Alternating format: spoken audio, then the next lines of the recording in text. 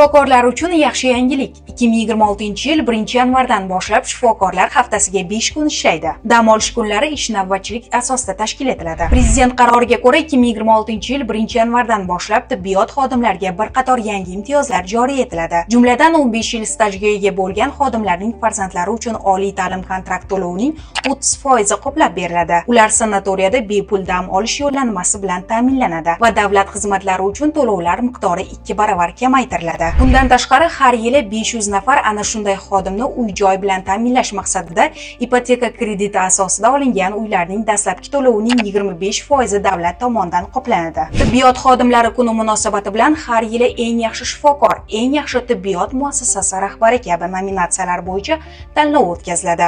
G'oliblarga 30 million so'mgacha, muassasalarga esa 500 million so'mgacha mukofot beriladi. Yangi qarorga muvofiq akkreditatsiyadan o'tgan davlat tibbiyot muassasalarining xodimlariga 2026-yildan boshlab lavozim maoshining 10% miqdorida oylik ustama to'lanadi. Ularning ilmiy maqolalarini chop etish xarajatlari to'liq qoplab beriladi. Fikrlaringizni izohlarda yozib qoldiring.